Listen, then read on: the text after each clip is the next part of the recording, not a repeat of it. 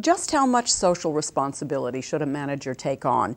And what are the overall responsibilities of business to society? Well, these may sound like newfangled topics for today's discussion, but actually they were considered and reviewed by one of the world's first management consultants, Peter Drucker, whose centenary of birth we're celebrating this year.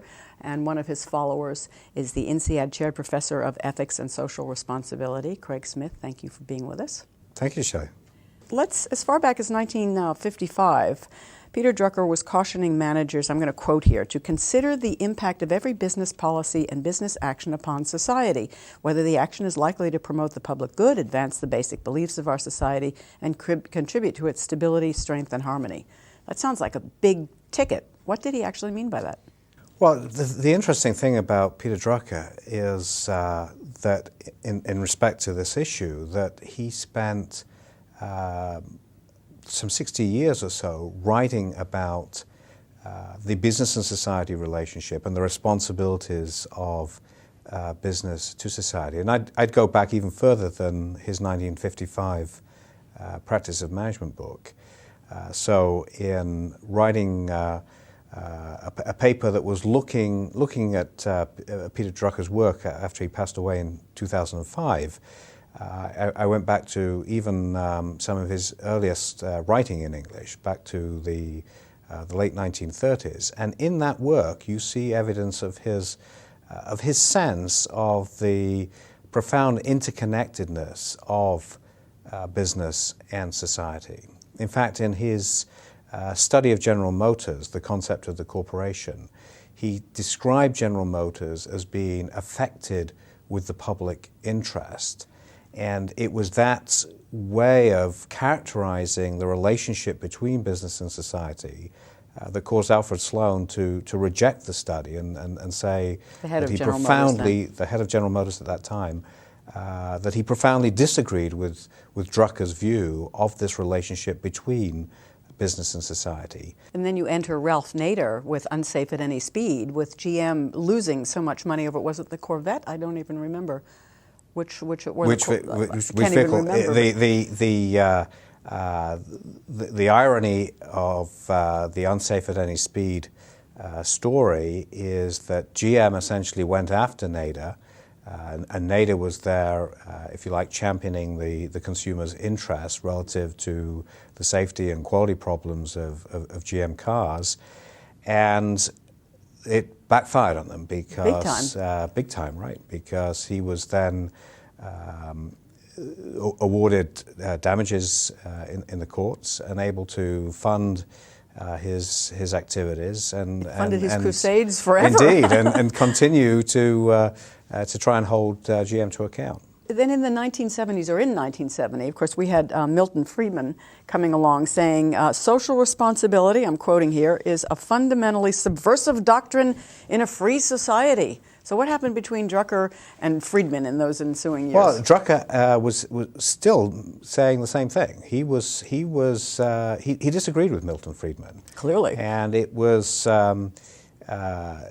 He was saying that business did have a responsibility, that certainly a business should be making a profit, and that its first responsibility is to its mission and to be ensuring that it's a profitable business. But as he said, unlike Milton Friedman, making a profit is not the only responsibility that a business has. So, in other words, if a business isn't really making a profit or performing its first tasks, then nothing else really matters. Well, nothing else can matter because ultimately the business is going to disappear. His most detailed account of what he believed are the responsibilities of a business is found in his 800-page thesis, if you will, on the practice of management, called simply Management. And in that book, he has some 5 chapters on corporate social responsibility. The important thing to note, though, that book was written in the 1970s. It was published in 1973. And it came, therefore, on the back of the whole sort of turmoil of the 1960s, and then in the early 70s, the Watergate affair, and of course, the resignation and disgrace of President Nixon. And so it was perhaps consistent with the times to be very skeptical about government and about how much government could do. And so, not surprising perhaps that the Drucker was very much looking to business and business leaders to address some of the problems that government had failed to address. All right, so we come full circle, and now we have Enron and WorldCom and Lehman Brothers and all of those other guys. I mean, what do you think Drucker would say? I know you make the point that ethical conduct is not social responsibility, but... What Drucker says is, and here he is absolutely consistent, that a business is responsible for its social impacts, and those social impacts need to be addressed, and where they are adverse, need to be minimized, if not entirely removed. And so if you look at the social impacts, perhaps, of the financial institutions that have mismanaged risk with some very severe consequences for society, I think Drucker would say very clearly that this was a failure of corporate responsibility on the part of those institutions. And self-policing too, as it were. And indeed a lack of self-regulation by the industry, by the individual firms. One of the things he does is differentiate very clearly between the social impacts of a business and the problems of society. And so he says you need to, as a manager, as a business, address your social impacts. So if, for example, you cause pollution, that's not simply some externality that is the problem of government, which would be the view of Milton Friedman. He would say that's a problem of the business. And he was very keen on the idea of turning social problems into opportunities. Into a profitable business. And indeed into a profitable business, that's right. And so he would look at, I think he would applaud what we're trying to do around climate change and carbon trading, for example, looking at it from a business perspective and turning it into a business opportunity. And that he would see as preferable to some heavy-handed government intervention.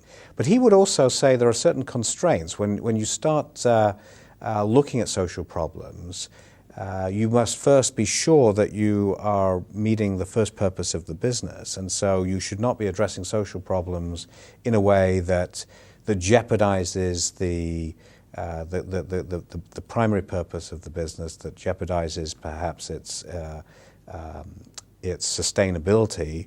How much is too much social responsibility? Can a company go too far into the touchy-feely world? So this is where we come to what I call bounded goodness. So how much is enough? How much is too much? As you're asking, we've got to ask. Well, what is the issue responsibility issue that we're addressing? And if it is an issue of an impact of the business itself, an impact of the business on the environment, on society, that is negative, Drucker is clear. You must address that.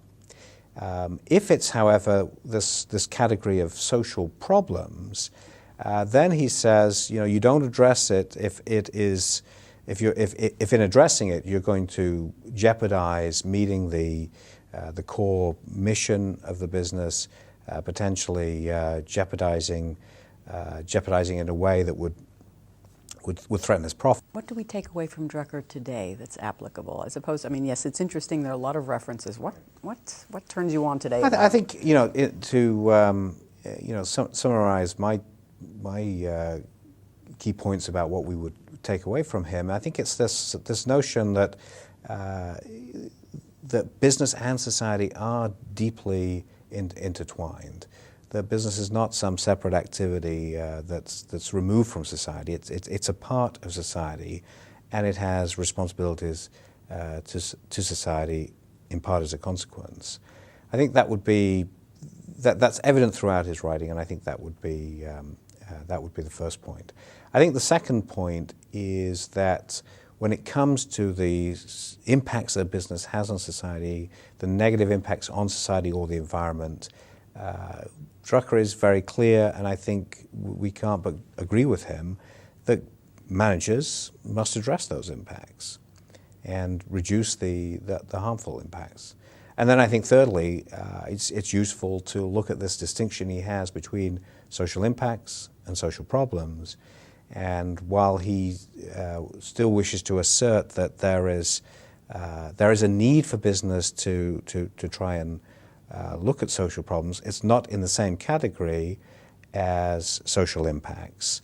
And it's more constrained by a need to give attention to what the purpose of the business is and meeting that purpose, a need to give attention to whether management is competent to address the issue, whether it wouldn't be better if there wasn't some government regulation, and whether the legitimate authority doesn't lie with government on the issue as opposed to business. When Drucker was writing, he was really not looking at a globalized world in the same way that we are. So we may see a company that actually has a much further reach than any government. In fact, probably touches on several different governments simultaneously.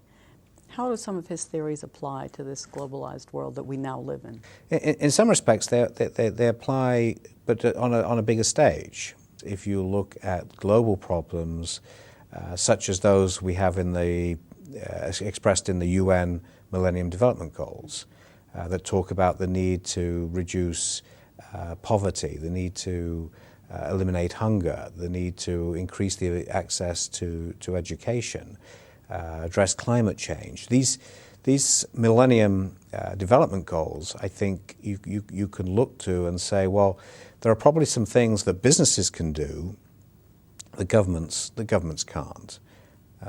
Though equally, the